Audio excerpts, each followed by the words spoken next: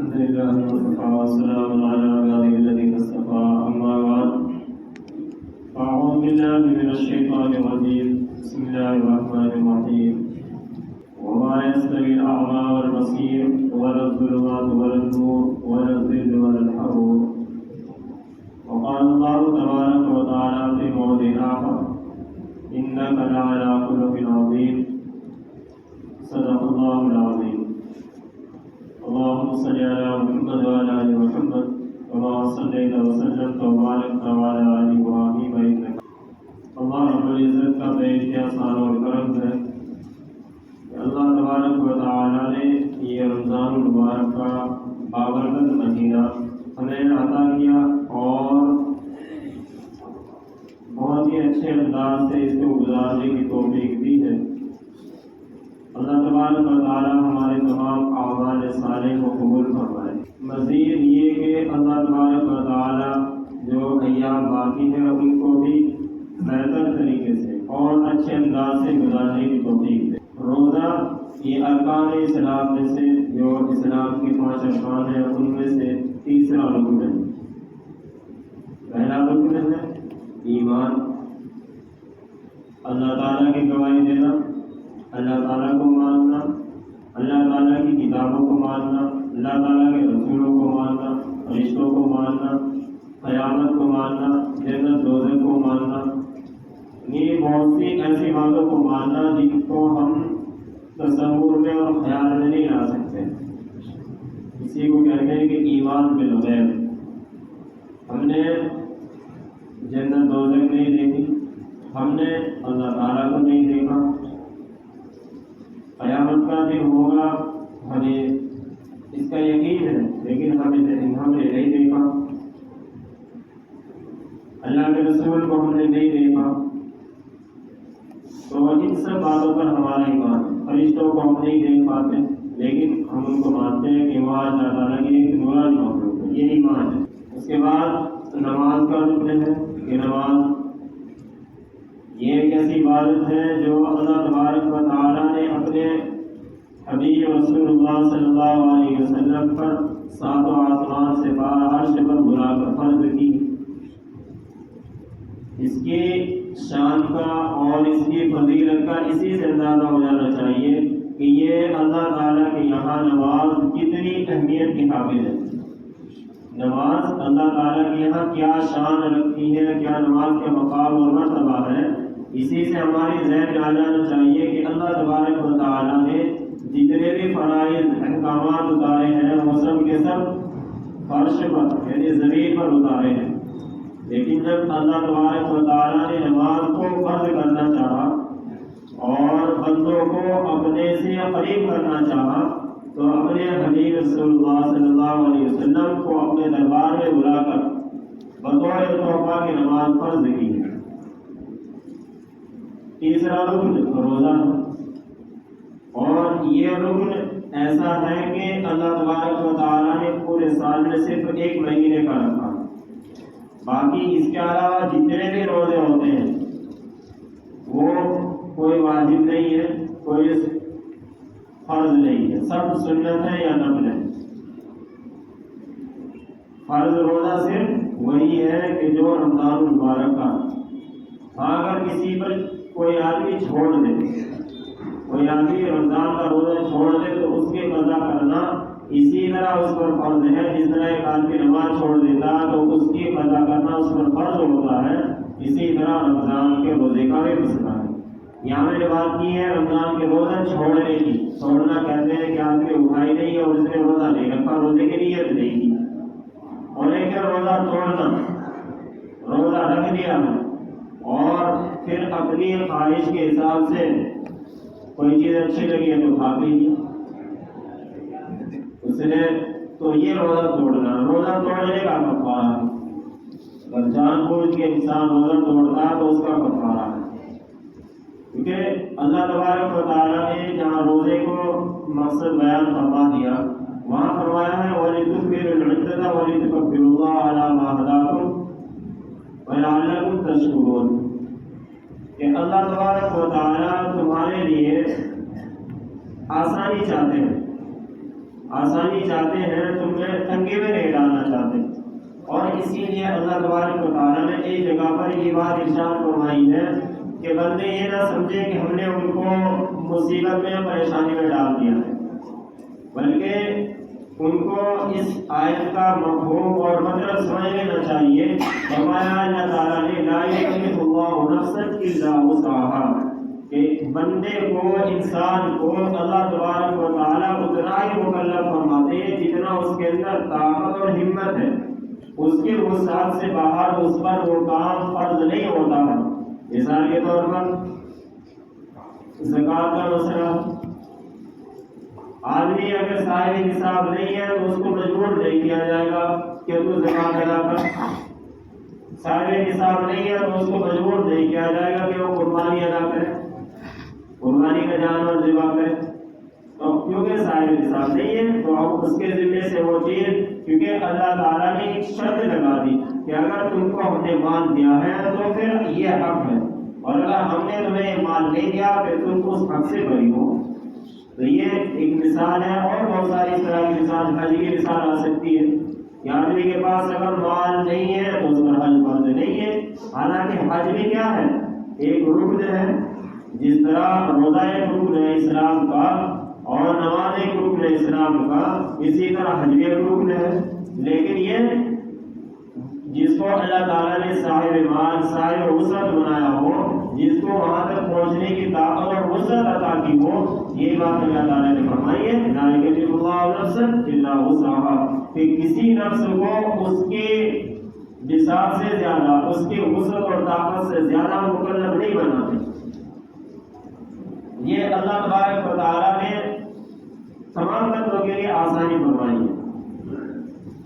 اللہ تعالیٰ نے ایمان دیا ہے، اور ایمان پر چلنا یہ ہمارے لیے سب سے بڑی سعادت کی بات ہے. ایمان پر چلنا ہمارے لیے سب سے بڑی سعادت کی بات ہے، کیونکہ اللہ تبارک و تعالیٰ کے نزدیک اس دنیا کی کوئی قیمت نہیں ہے. اللہ کے رسول فرماتے ہیں کہ اگر اللہ تعالیٰ کے یہاں اس دنیا کی کوئی قیمت ہوتی تو جو اللہ تعالیٰ کو نہیں مانتے ہیں، جو اللہ تعالیٰ کا انکار کرتے ہیں، تو اللہ تعالیٰ ان کو ایک مچھر کے برابر یہ دنیا عطا نہ کرتا. اور یہ اللہ کا پھر بھی کتنا بڑا کرم اور فضل ہے کہ اللہ تعالیٰ اس کو مانے کوئی تب بھی وہ کھلا رہا ہے، اس کو کوئی نہ مانے تب بھی وہ کھلا رہا ہے. یہ اللہ تعالیٰ کا رحم ہے تمام انسانوں پر دنیا کے اندر. اور قیامت کا ہونا یا جزا اور سزا کا ہونا یہ بھی بالکل عین عقل ہے، عقل کے مطابق ہے. عقل کے مطابق اس لیے ہے کیونکہ دنیا کے اندر کتنے مسائل ایسے ہوتے ہیں، کتنے فیصلے ایسے ہوتے ہیں جو حق پر ہوتا ہے اس کے خلاف فیصلہ آ جاتا ہے. تو اس کو بھی تو انصاف چاہیے. اس کا انصاف کا تقاضا یہی ہے کہ ایسے دربار قائم ہو کہ جہاں انصاف بالکل عین انصاف ہو. تو اس کا تقاضا بھی یہی ہے کہ قیامت واقع ہو، اس دنیا کا اختتام ہو اور جزا اور سزا ہو، جنت اور دوزخ ہو. اس کا مقام اور موقع بھی یہی ہے. اور اللہ تبارک و تعالیٰ کے انکار سے تو گنجائش ہی نہیں ہے. لوگ بناتے پھرے لیکن گنجائش نہیں ہے. اپنے دماغ کو اور اپنے خیالات کو، اپنے رسومات سے لوگ اگر اللہ کا انکار کریں تو یہ ان کی فراخی اور پہلے کی بات ہے. حالانکہ اس سے انکار نہیں ہے. آپ کو اعمال کے اعتبار سے چھوڑ دیا. شریعت نام ہے 3 چیز کا: علم، عمل اور اخلاص. جانکاری اور عمل کرنا، اور صرف اللہ کی رضا کے لیے عمل کرنا. کوئی کام عبادت کے طور پر ہو وہ اللہ تعالیٰ کے لیے ہو. جس نے ہمیں بنایا ہے، جس نے ہمیں کھلایا ہے، جو ہمیں کھلا پلا رہا ہے، جو ہمارا رزاق ہے، ہمارا خالق ہے، بس اس کے لیے ہی ہمیں کرنا ہے. 3 چیز، بس یہی 3 چیزوں کا نام شریعت ہے: علم، عمل اور اخلاص. علم ہمیں ہو گیا کہ ہاں ہم اللہ تعالیٰ کی عبادت کر رہے ہیں، علم ہمیں ہو گیا کہ ہمیں نماز پڑھنے کا طریقہ آ گیا، ہم نے جان لیا کہ روزہ کیسا رکھا جاتا ہے، ہم نے جان لیا کہ حج کیسے ادا کیا جاتا ہے، ہم نے جان لیا کہ زکوٰۃ کیسے ادا کی جاتی ہے، ہم نے جان لیا کہ عورت پر کس سے فرض ہے نفل ادا کرنا، ہم نے جان لیا کہ میراث کس کو، میراث کے جو مستحق کون لوگ ہوتے ہیں، یہ جانکاری ہو گئی، یہ شریعت کی اور دین کی جانکاری۔ ہم نے قرآن کریم پڑھنا جان لیا، قرآن کریم کو سمجھ لیا، یہ دین کی اور شریعت کی جانکاری ہو گئی۔ لیکن یہ جانکاری کافی نہیں ہے، یہ جانکاری کافی نہیں ہے اور غریب جنت میں داخل ہونے کے لیے اللہ تعالیٰ کے انصاف سے یا اللہ تعالیٰ کی سزا سے بچنے کے لیے یہ جانکاری ہونا کافی نہیں ہے۔ جانکاری ایسے بہت سے لوگوں کو ہو گئی کہ جنہوں نے اللہ کا انکار کر رکھا ہے لیکن وہ ان سب چیزوں کے بارے میں جانتے ہیں، وہ ان سب چیزوں کے بارے میں جانتے ہیں کہ ہاں روزہ بھی رکھا جاتا ہے، نماز بھی پڑھی جاتی ہے، لیکن جانکاری ہے، لیکن جانکاری کافی نہیں ہے۔ جانکاری کے ساتھ ساتھ عمل ضروری ہے، عمل ضروری ہے کہ عمل ہمارا کمزور ہے، امت محمدیہ کا آج عمل کمزور ہے۔ آپ یہ دیکھیں، اگر اب سے 50-60 سال پرانا کوئی میپ اٹھا کر دیکھا جائے، یہ بات یہ بتا رہا تھا میں کہ آپ نے اگر آپ اب سے 100 سال پہلا میپ اٹھا کر دیکھیں تو اس میں آپ کو کچھ راستے ایسے ملیں گے کہ جو لوگ ان پر چلتے تھے، ان پر لوگ چلتے تھے، اور وہی میپ آج دیکھیں اس میپ کو آج کے میپ کے حساب سے تو وہاں پر وہ راستے بند ہو چکے، وہ راستے بند ہو چکے، ان پر کوئی چل نہیں رہا، اور وہاں نہ جانے کیا کیا بن چکا، بلڈنگ بن گئی، مکانات بن گئے یا اور کچھ بنا دیا گیا۔ وجہ کیا نہیں ہے اس کی وجہ کیا ہوئی ہے کہ وہ راستے تھے، لوگ اس پر چلتے تھے، لیکن اب وہاں وہ راستے موجود نہیں ہیں، اب وہاں پر کوئی چلنے والا نہیں ہے۔ اس کی وجہ یہ نہیں کہ راستہ بنتا کب ہے، راستہ بنتا تب ہے جب لوگ وہاں پر چلنا شروع کر دیتے ہیں، راستہ تب بنتا ہے جب لوگ وہاں سے چلنا شروع کر دیتے ہیں، اور جب کوئی راستہ پڑا ہوا ہے اور راستے کو لوگ چلنا چھوڑ دیں تو پھر وہ ڈیڈ ہو جاتا ہے، اس کی کوئی اوقات نہیں رہتی، پھر اس کا جو ہے وہ جو چاہتے ہیں جس طرح چاہتے ہیں اس میں تبدیلی ہو جاتی ہے۔ آج ہمارے سامنے دو مسئلے ہیں، ایک شریعت اسلام کو ہمیں جس طرح انسان جب مر جاتا ہے تو ہم تو کہتے ہیں کہ اس کا انتقال ہو گیا، ہمارے یہاں کہا جاتا ہے کہ اس کا انتقال ہو گیا۔ انتقال کا مطلب یہ ہمارے یہاں جو انتقال کا خیال ہے وہ یہ ہے کہ ایک دنیا سے دوسرے دنیا میں پہنچ گیا، ایک دنیا سے دوسری دنیا میں پہنچ گیا، کیونکہ ابھی ہم عالم دنیا میں ہیں، اور یہاں عالم دنیا کا مطلب ہے کہ ہم عمل کرنے کی طاقت میں تھے، عمل کرنے کی طاقت میں تھے، عمل کرنے کے مکلف تھے، عمل کرنے کا ہمیں حکم تھا، لیکن اب انتقال ہوا بندے کا تو اب وہ عالم برزخ میں پہنچ گیا۔ اب عالم برزخ میں پہنچا تو اب وہ اس کی دنیا ہے سوالات کی دنیا، اصل ہے وہ آرام کی جگہ۔ انسان کام کرتا ہے تو کام کے بعد اس کو کیا چاہیے، کام کے بعد اس کو آرام چاہیے، تو اصل قبر کی جو زندگی ہے وہ آرام کی زندگی ہے، کب تک کہ جب اللہ تبارک و تعالیٰ میدان حشر قائم فرمائے اور اللہ تعالیٰ کے سامنے سب اولین آخرین کی پیشی ہو، اس وقت تک انسان آرام سے اور سکون سے رہے۔ لیکن یہ آرام اور سکون پانے کے لیے دنیا کی زندگی پر دار و مدار، دنیا کی زندگی شریعت اسلامیہ کے اعتبار سے گزاری ہوگی تو وہاں آرام ہے، اور اگر اس میں کمی کوتاہی کی ہوگی تو پھر اللہ معاف فرمائے، کیونکہ آرام اگر ہمیں چاہیے، سکون ہمیں چاہیے، تو انتقال کا مطلب یہی ہے ہمارے یہاں کہ ہم ایک دنیا سے دوسرے دنیا میں پہنچ گئے. لیکن دوسروں کے یہاں کیا ہے کہ یہ جیسے کوئی موبائل بالکل خراب ہو گیا، کیا کہہ دیتے ہیں اس کے ڈیڈ ہو گیا، یہ ڈیڈ باڈی ہو گئی، بالکل کیا ہو گیا، اب یہ کسی قابل نہیں رہی، اب یہ کسی قابل نہیں رہی ہے کہ یہ اس سے فائدہ نہیں اٹھایا جا سکتا، اب یہ ایسے ہو گئے. تو یہی معاملہ ہے اس کا، اسلام کا. اسلام کو ہمیں ڈیڈ باڈی نہیں ہونے دینا، ہمیں اسلام کے راستے پر چلتے رہنا.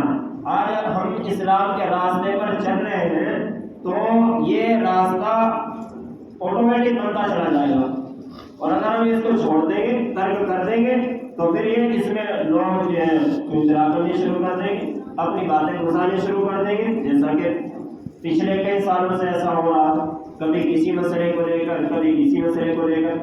ابھی وقف بورڈ، یہ جو ہے وقف جو اراضی ہیں ان کی زمینیں ہیں اس کو لے کر، تو اس کو لے کر بھی یہ کنفیوژن جو لوگوں کی طرف سے آیا ہے وہ اسی لیے آیا ہے کیونکہ ہمارے لوگوں نے اس میں کمی کوتاہی کی ہے، ہمارے لوگوں نے اس میں کمی کوتاہی کی ہے. تو اور دوسرے لوگ اس انتظار میں تھے کہ ہمیں کوئی موقع ملے، ہم اس موقع کو اچھل لیں.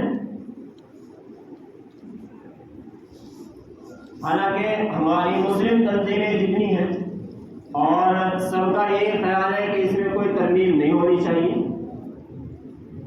لیکن اس ترمیم سے پہلے ہمیں اپنے آپ کو اسلام کے راستے پہ لانا ہے. شریعت اسلامیہ کو ہمیں اس سے الگ نہیں ہونا، اس سے دور نہیں ہونا. اگر ہم اس سے دور ہوں گے تو پھر ہمارے لیے یہ راستہ بیکار ہو گیا اور دوسرے اس پر جو کچھ بھی تعمیر کر سکتے ہیں.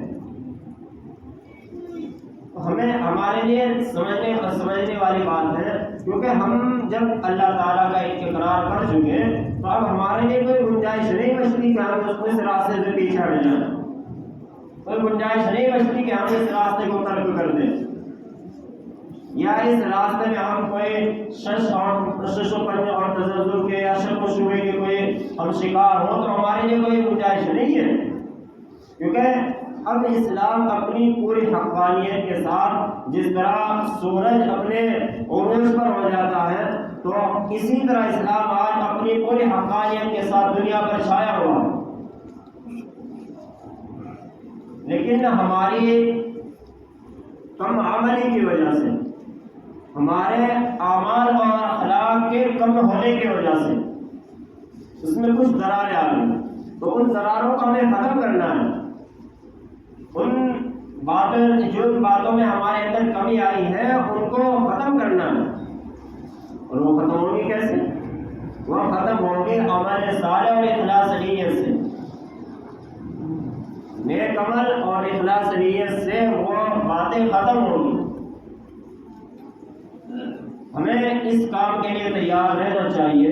اللہ تبارک و تعالی ہمیں عمل کی توفیق عطا فرمائے، اعمال صالح پر ہمیشہ اختیار فرمائے.